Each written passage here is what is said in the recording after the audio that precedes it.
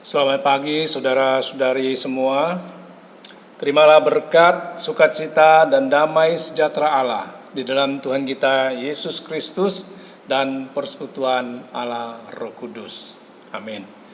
Saudara-saudara yang saya kasih, kita bersyukur pagi hari ini kita masih berkesempatan untuk berbakti kepada Tuhan walaupun masih tetap secara online. Kita akan mendengarkan firman Tuhan. Namun sebelum itu kita bersatu dalam doa. Bapa Surgawi, kami datang kepadamu, kami bersyukur kepadamu untuk hari-hari kehidupan kami yang senantiasa terpimpin, terpelihara. Bahkan Tuhan melindungi kami secara sempurna. Terima kasih Tuhan untuk segala berkat-berkat yang Tuhan curahkan bagi kami, sehingga kami tidak mengalami kekurangan apapun juga di tengah-tengah situasi kondisi yang kurang baik ini. Sungguh Tuhan, Engkau sangat-sangat mengasihi kami. Bahkan kami bersyukur Tuhan, bukan hanya secara jasmani Tuhan memperhatikan kami, terlebih lagi secara rohani Tuhan, Engkau juga terus memperhatikan kami. Bahkan Engkau selalu peduli akan kerohanian kami. Dan itu sebabnya saat ini kami boleh ada untuk bersama-sama merenungkan firman-Mu yang jadinya nanti akan memperkuat iman kami, mempertumbuhkan rohani kami. Terima kasih Tuhan, sebentar firman-Mu disampaikan, mari Tuhan memberkati sepenuhnya. Ini hamba-Mu, pakai dia hanya sebatas sebagai alat di tangan Tuhan. Hanya dalam nama Tuhan Yesus kami berdoa, amin. Saudara-saudara yang saya kasih dalam Tuhan, kita masih tetap dalam bulan misi di bulan Agustus ini, dan saya mengingatkan kembali kita semua bahwa bulan misi gereja kita tahun 2021 ini adalah bulan misi tahun ke-20. Saudara, tema yang saya bicarakan adalah harapan melaksanakan misi di masa pandemi. Kita baca satu ayat firman Tuhan di dalam Yesaya pasal 6 ayat yang ke-8. Yesaya 6 ayat yang ke-8, firman Tuhan berbunyi demikian. Lalu aku mendengar suara Tuhan berkata, siapakah yang akan kuutus dan siapakah yang mau pergi untuk aku? Maka sahutku, ini aku, utuslah aku. Saya ulangi ayat ini. Lalu aku mendengar suara Tuhan berkata, siapakah yang akan kuutus dan siapakah yang mau pergi untuk aku? Maka sahutku, ini aku, utuslah aku. Saudara-saudari yang saya kasih, dan seperti di atas saya katakan bahwa bulan ini adalah bulan misi, dan ini adalah bulan misi tahun ke-20. Dan sekarang kita sudah di minggu keempat.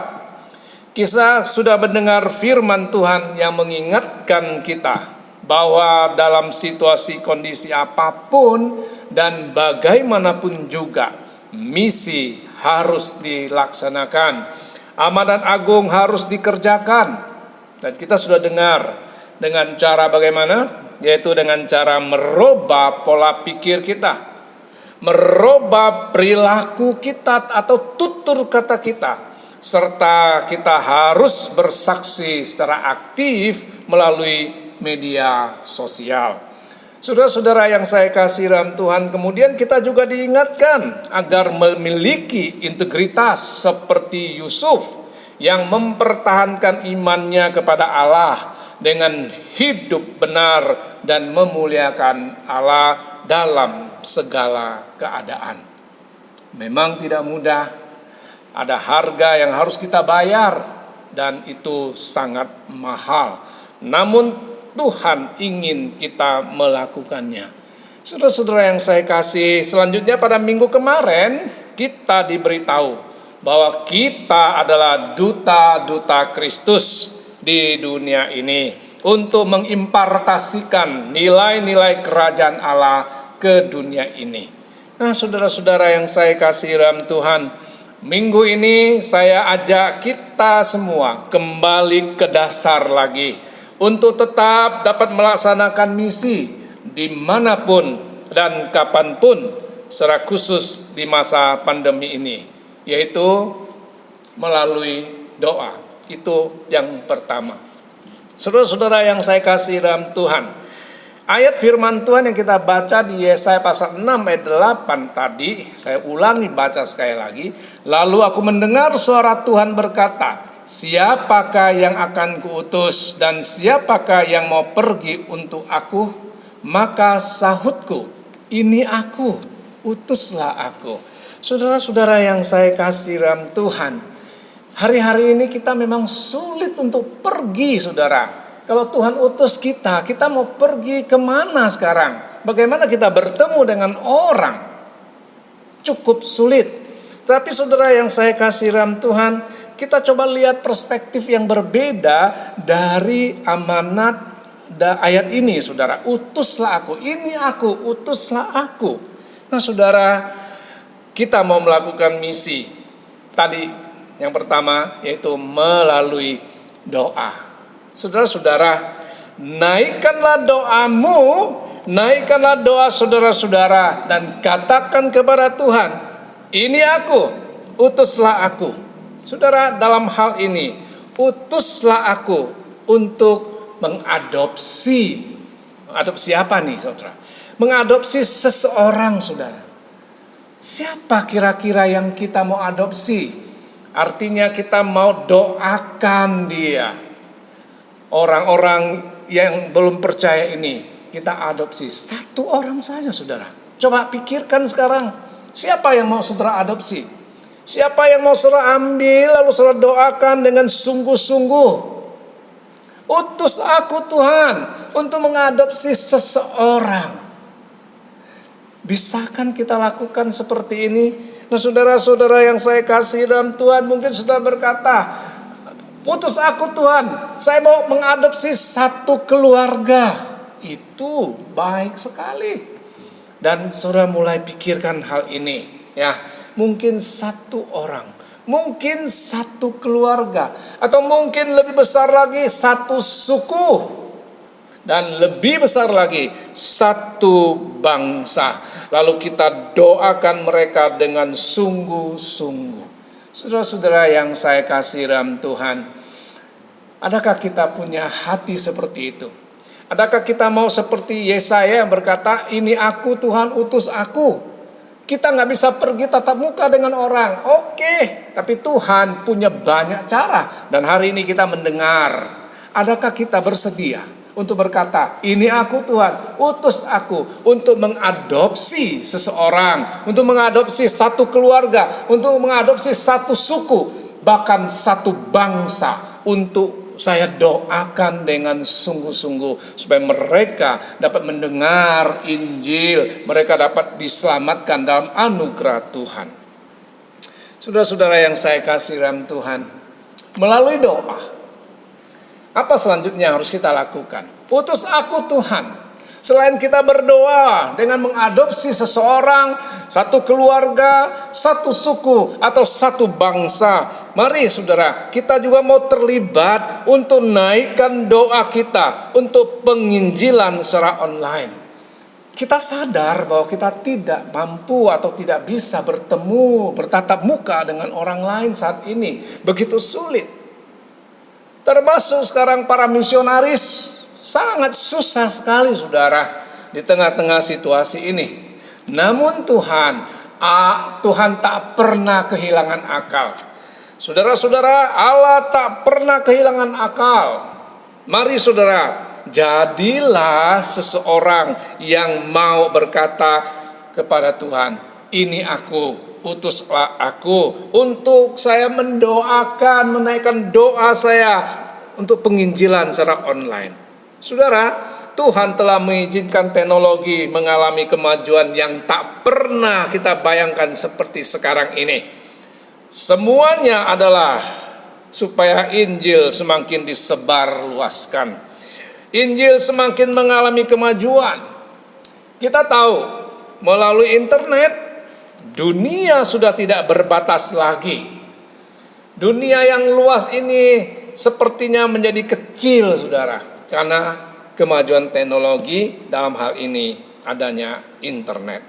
Nah, jadi penginjilan secara online menjadi sebuah keniscayaan yang harus dilakukan. Oleh karena itu, saudara-saudara yang saya kasih dalam Tuhan, mari kita mau ikut ambil bagian di dalamnya melalui doa-doa kita. Berhubungan dengan penginjilan online, apa yang harus kita doakan, saudara? Saudara, ada beberapa hal yang bisa kita doakan. Yang pertama, doakan setiap pribadi yang terlibat dalam penyelenggaraan penginjilan secara online ini. Mulai dari benih firman Tuhan yang ditanamkan Tuhan dalam hati mereka, sampai dengan diproduksi atau dikemas, lalu di-share ke media. Ya, ke media apa saja. Saudara bisa sebut, ada begitu banyak. Saya sudah katakan banyak sekali media-medianya, bukan saudara, pada minggu yang pertama. Saudara bisa sampaikan dalam doa saudara. Saudara ikut ambil bagian di dalamnya dengan saudara sebagai seseorang yang berkata, ini aku Tuhan, utuslah aku. Dan libatkan saudara dalam doa. Itu pertama, saudara. Doakan setiap pribadi yang terlibat di dalamnya. Dan saudara melibatkan diri untuk berdoa. Saudara, penginjilan online bukan hal yang mudah, saudara. Ya, persiapannya sangat banyak, ya, itu tidak mudah. Dan kita perlu mendoakan hal ini, orang-orang yang terlibat di dalamnya, dan segala perangkat yang dibutuhkan. Selanjutnya kita doakan setiap pribadi yang membaca Alkitab. Banyak Alkitab yang juga Alkitab online, saudara, ya. Doakan setiap pribadi yang membaca Alkitab, yang menonton klip, ya, klip-klip rohani, film-film rohani, atau apapun yang menyaksikan tentang Tuhan Yesus Kristus, agar mereka mau membuka hati dan pikiran mereka untuk percaya dan terima Kristus sebagai Tuhan dan Juru Selamat mereka secara pribadi. Saudara-saudara yang saya kasih dalam Tuhan, maukah saudara menjadi pendoa-pendoa? Maukah saudara katakan, ini aku Tuhan, utuslah aku? Selain kita mengadopsi seseorang, satu keluarga, satu suku, satu bangsa, kita juga melibatkan diri di dalam mendoakan penginjilan secara online ini. Saudara-saudara, selanjutnya apa yang kita doakan lagi? Doakan setiap orang agar hatinya lembut dan mau dipimpin, diarahkan oleh Allah Roh Kudus untuk membuka, mengakses situs atau link penginjilan secara online. Doakan itu, saudara. Saudara-saudara yang saya kasih dalam Tuhan, tidak ada yang mustahil untuk Tuhan. Tuhan bisa membuka hati seseorang yang mungkin sudah adopsi itu, sehingga dia membuka link, membuka situs penginjilan secara online. Dan orang itu percaya dan terima Tuhan Yesus sebagai Tuhan dan Juru Selamatnya secara pribadi. Tidak ada yang tidak mungkin. Maukah saudara menjadi agen Tuhan dalam hal ini? Maukah kita seperti Yesaya, ini aku, utuslah aku Tuhan. Hal yang kedua, tadi yang pertama adalah melalui doa, yang kedua melalui keteladanan hidup. Saudara-saudara yang saya kasih dalam Tuhan, walau kita tidak bisa bertemu dengan orang secara tatap muka, tapi tanpa sengaja atau secara tidak langsung, keteladanan hidup kita tetap terlihat oleh banyak orang. Di minggu pertama saya sudah katakan, saudara, kita harus merubah pola pikir, pola perilaku, tutur kata kita. Kita seringkali hadir di dalam dunia maya. Orang tidak melihat kita secara langsung, tapi melihat tulisan kita, caption kita. Ya, orang melihat kita mungkin di dunia maya. Saudara yang saya kasih dalam Tuhan, keteladanan hidup. Di atas sudah disinggung tentang Yusuf. Ya. Dan kita sebagai duta-duta Kristus, saya ulangi, di atas, di awal tadi kita sudah singgung tentang Yusuf, ya, dan kita juga adalah sebagai duta-duta Kristus. Nah sekarang kita mau lihat yang lain, tokoh-tokoh yang lain, ya, keteladanan hidup Daniel dan teman-temannya, Sadrak, Mesak, Abednego. Saudara-saudara, mereka adalah remaja-remaja yang ikut dibuang ke Babel. Namun kecintaan dan iman mereka kepada Allah tetap tidak berubah, walau mereka ada di tempat pembuangan. Daniel, secara khusus Daniel, hidup bahkan berkarir pada zaman Raja Nebukadnezar. Dan kemudian anaknya yang bernama Belshazzar. Mereka adalah raja-raja Babel.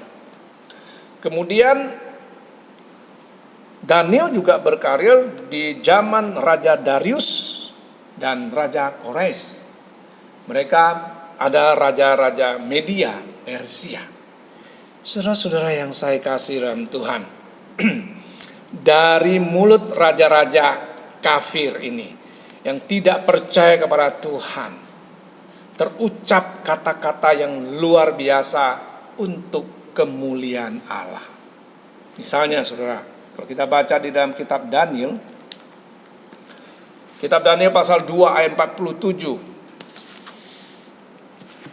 Daniel pasal 2 ayat 47, firman Tuhan berkata demikian. Saya mulai dari ayat 46. Lalu sujudlah Raja Nebukadnezar serta menyembah Daniel.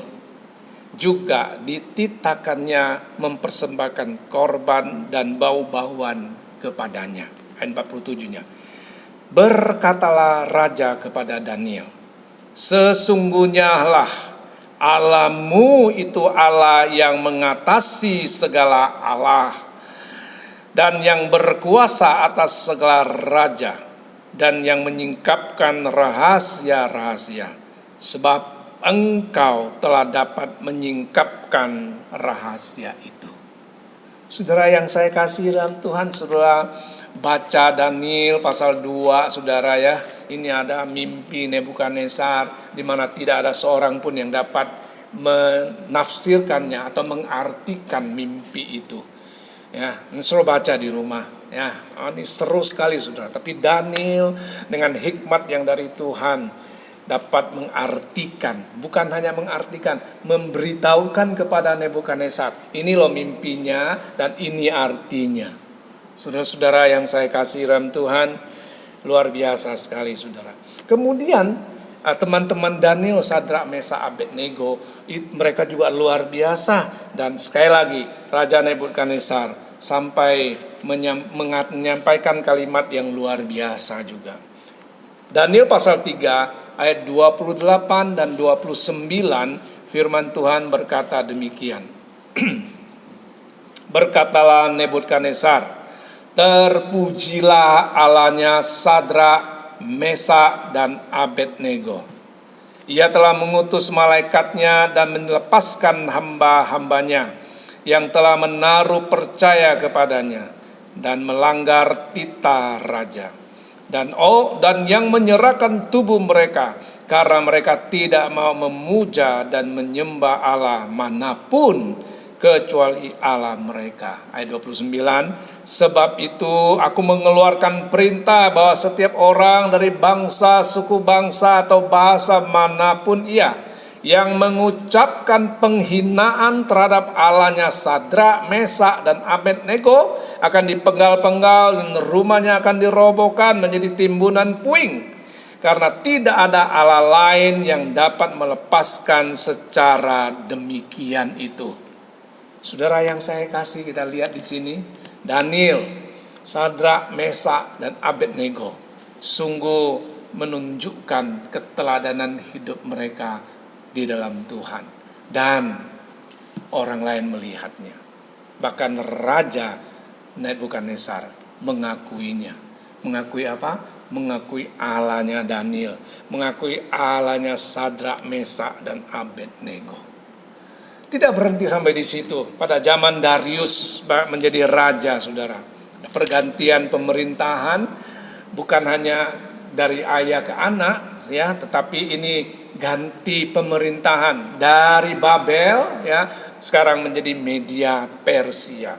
Di dalam Daniel pasal 6, ini zaman Darius, ayat 26 sampai 28, saudara. Firman Tuhan berkata demikian. Ini Daniel waktu difitnah, ya, lalu dibuang ke gua singa, tapi Daniel mendapatkan pertolongan dari Tuhan. Kalau tadi Sadrak, Mesak, dan Abednego juga mengalami hal yang luar biasa karena mereka tetap mempertahankan iman mereka kepada Allah. Lalu mereka dilemparkan ke dalam perapian yang dinyalakan 7 kali lebih panas, saudara. Tapi seperti ayat yang kita baca tadi, Allah mengutus malaikatnya menyelamatkan mereka. Dan sekarang Daniel pada zaman Darius difitnah, ya, lalu dilemparkan ke dalam gua singa, ya. Sekarang Darius, Raja Darius mengatakan demikian. Pasal 6 ayat 26 hingga ayat 28. Kemudian Raja Darius mengirim surat kepada orang-orang dari segala bangsa, suku bangsa, dan bahasa yang mendiami seluruh bumi bunyinya. Bertambah-tambahlah kiranya kesejahteraanmu. Bersama ini ku berikan perintah bahwa di seluruh kerajaan yang kukuasai, orang harus takut dan gentar kepada Allahnya Daniel. Saudara yang saya kasih, saya ulangi. Orang harus takut dan gentar kepada Allahnya Daniel, sebab dialah Allah yang hidup, yang kekal untuk selama-lamanya. Pemerintahannya tidak akan binasa dan kekuasaannya tidak akan berakhir. Dia melepaskan, menolong, dan mengadakan tanda dan mujizat di langit dan di bumi. Dia telah melepaskan Daniel dari cengkraman singa-singa. Saudara yang saya kasih dalam Tuhan, kalau kita ingat-ingat, pernah gak kita mendengar orang berkata kepada kita, memuji Allah kita? Kita dengar seperti itu. Pernah gak, saudara? Sadrak, Mesak, Abednego, Daniel, mereka mendengar hal itu, saudara. Allah dipuji-puji dan dimuliakan melalui kehidupan mereka. Keteladanan hidup seperti ini, ya, yang ditunjukkan oleh orang-orang muda ini, Daniel, Sadrak, Mesak, dan Abednego. Luar biasa, bukan? Itulah keteladanan yang dinyatakan oleh Daniel dan teman-temannya, Sadrak, Mesak, dan Abednego. Saudara-saudara yang saya kasih, selanjutnya kita mau melihat sehubungan dengan keteladanan hidup. Rasul Paulus menyatakan kepada Timotius supaya menjadi teladan bagi orang-orang percaya. Di dalam 1 Timotius pasal 4 ayat 12, saya bacakan lagi buat saudara sekalian. 1 Timotius 4 ayat 12, firman Tuhan berkata demikian. Jangan seorang pun menganggap engkau rendah karena engkau muda. Jadilah teladan bagi orang-orang percaya dalam perkataanmu, dalam tingkah lakumu, dalam kasihmu, dalam kesetiaanmu, dan dalam kesucianmu.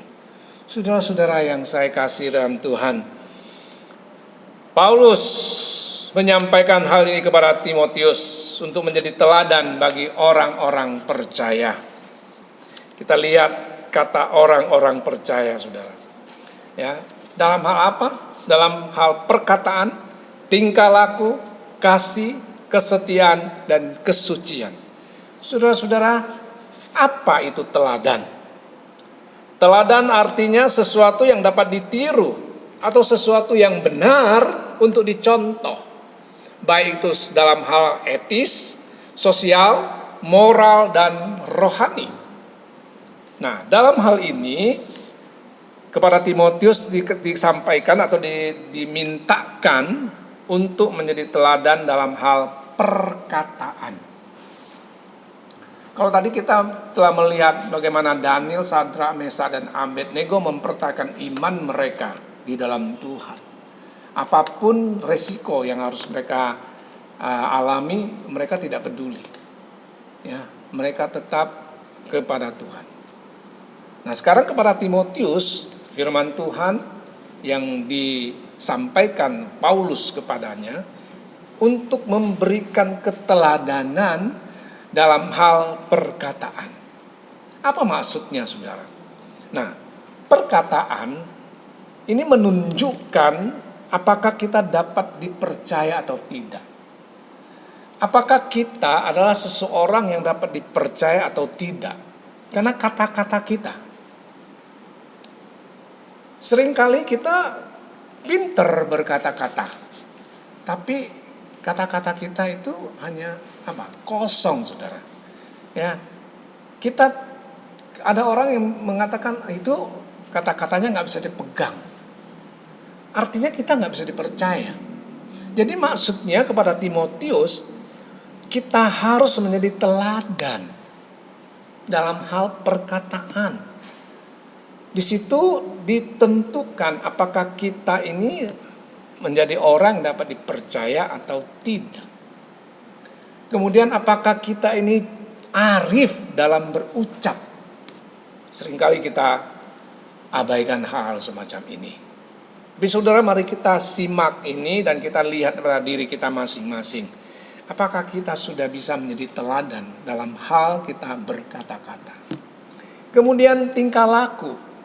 Tingkah laku ini apa, saudara? Tingkah laku ini adalah perangai, saudara ya. Perangai ini sifat batin manusia yang mempengaruhi segala pikiran dan perbuatannya. Nah, tentu di sini menunjukkan apakah gerak langkah kita ini selaras dengan perkataan kita. Saudara seringkali mendengar, saya suka mengatakan apa yang kita pikirkan itu yang kita katakan, apa yang kita katakan itu yang kita lakukan. Jadi apa yang kita pikirkan, kita katakan, apa yang kita katakan itu yang harus kita lakukan. Di sini kita akan menjadi seseorang yang dapat dipercaya. Ya, mungkin kita bisa berkata itulah integritas. Nah, itu tingkah laku, saudara. Ya, sifat batin kita, ya, yang mempengaruhi segenap pikiran dan perbuatan kita. Jadi gerak langkah kita apakah selaras dengan perkataan kita? Ini sinkron nggak nih? Pikiran, kata-kata, dan perbuatan. Nah, Timotius dimintakan untuk menjadi teladan dalam hal ini. Dunia ada banyak orang nggak peduli hal ini, saudara. Yang penting ngomong dulu. Terserah nanti bisa apa nggak bisa. Nah, ini celaka, saudara ya. Selanjutnya adalah kasih. Saudara, kasih di sini tentu dalam dua sisi, saudara. Kalau kita ingat di dalam Matius pasal 22 ayat 37 sampai 39, Tuhan Yesus berkata, "Kasihilah Tuhan Allahmu dengan segenap hatimu, dengan segenap jiwamu, dengan segenap akal budimu. Kemudian kasihilah sesamamu seperti dirimu sendiri." Nah, inilah kasih yang dimaksudkan. Jadi Timotius harus menunjukkan hal itu, memberikan keteladanan dalam hal ini. Jadi mengasihi Tuhan dengan serius, dengan sungguh-sungguh, tapi juga mengasihi sesama. Bagaimana dengan kita sekarang? Adakah keteladanan ini dapat dilihat orang? Berikutnya adalah kesetiaan. Nah, saudara-saudara yang saya kasih dalam Tuhan, kesetiaan di sini berbicara tentang ketaatan dan keteguhan hati, di mana Timotius ini tidak boleh bergeser sedikit pun. Ya, dia harus tetap berkomitmen serta konsisten. Nah, saudara, inilah kesetiaan yang dimaksudkan di sini. Bagaimana kita, saudara? Kita setia nggak? Kita punya ketaatan nggak? Punya keteguhan hati nggak? Kita teguh berdiri enggak? Seringkali kita suka bergeser, saudara. Nah, ini enggak boleh. Ya. Tidak boleh seperti itu. Jadi kita harus punya komitmen, kita juga harus memiliki konsistensi. Karena ini semua akan berpengaruh pada saat kita melakukan misi. Bahkan orang melihatnya, melihat keteladanan hidup kita, dan Tuhan akan dipermuliakan. Oh, orangnya kalau sudah berkata A, pasti A. Dia punya tingkah laku baik sekali. Ya, mungkin termasuk di situ sopan dan lain sebagainya. Kalau bicara kasih, benar, dia mempraktekkan kasih itu. Ya, kalau bicara kesetiaan, dia tidak bergeser sedikit pun dari imannya. Ya, oh dia orang yang berkomitmen, orangnya konsisten, orangnya memiliki keteguhan hati. Saudara yang saya kasih dalam Tuhan, kemudian kepada Timotius dikatakan, engkau juga harus menjadi teladan dalam hal kesucian. Apa maksudnya di sini, saudara? Kesucian di sini adalah bersih, murni, tanpa noda, tanpa cacat dari kejahatan dan kemunafikan. Mungkin kita tidak melakukan kejahatan secara real, saudara. Tapi kalau kita munafik, itu sama dengan kejahatan juga. Dan orang gak suka kalau kita itu munafik. Dan ini terkategori ke dalam hal kesucian. Ya, saudara-saudara yang saya kasih dalam Tuhan, bagaimana dengan kita, saudara? Apakah kita memiliki keteladanan hidup? Kepada Timotius disampaikan, engkau harus jadi teladan dalam hal perkataan, tingkah laku, kasih, kesetiaan, dan kesucian. Paulus tidak berhenti, saudara. Kemudian dia juga menyampaikan hal ini kepada Titus. Apa yang dikatakan kepada Titus? Dalam Titus pasal 2 ayat yang ke-7, saudara, 7a, saudara ya. Di situ dikatakan, dan jadikanlah dirimu sendiri suatu teladan dalam berbuat baik. Kepada Titus dikatakan kau harus menjadi teladan dalam hal berbuat baik.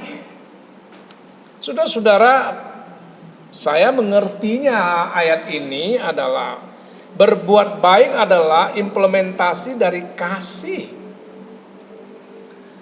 Totalitas eksistensi kita sebagai anak Tuhan. Kemudian kalau kita merujuk ke kitab Yakobus, berbuat baik adalah buah dari iman kita. Bukankah di dalam Yakobus pasal 2 ayat 17 firman Tuhan berkata demikian. Yakobus 2 ayat 17 berkata, demikian juga halnya dengan iman. Jika iman itu tidak disertai perbuatan, maka iman itu pada hakikatnya adalah mati.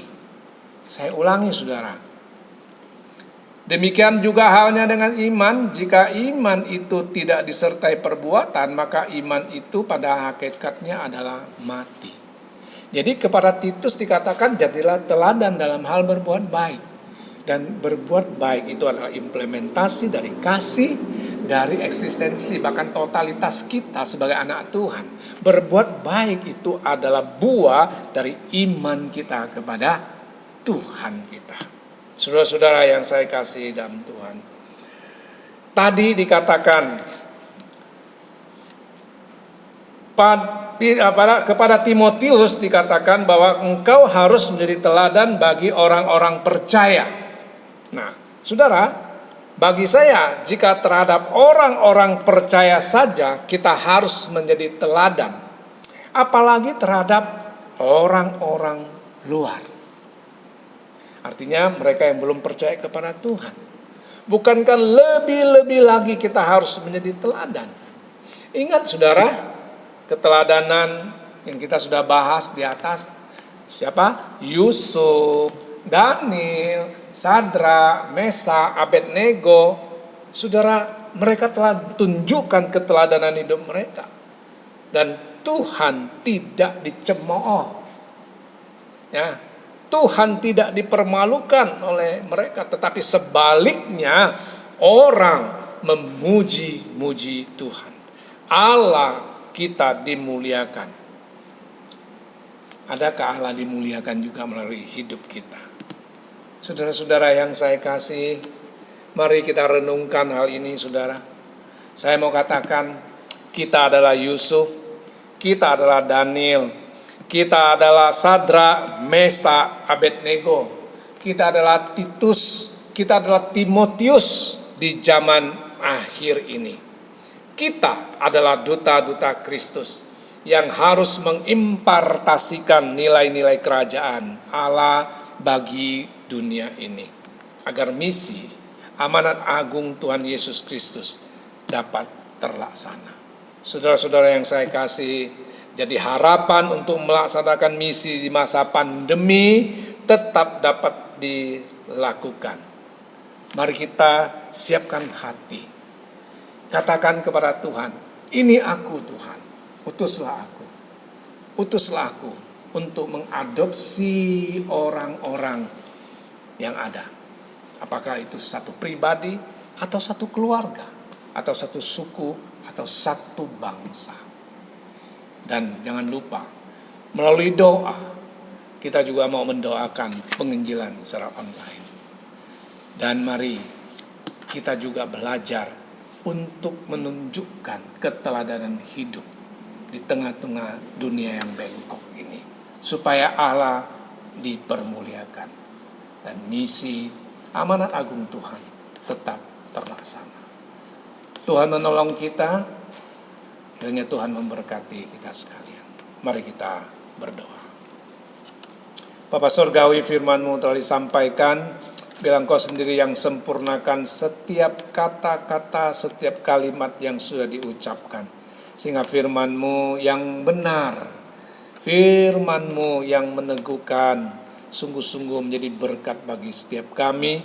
Dan Allah Roh Kudus yang memampukan kami untuk melakukan firman Tuhan.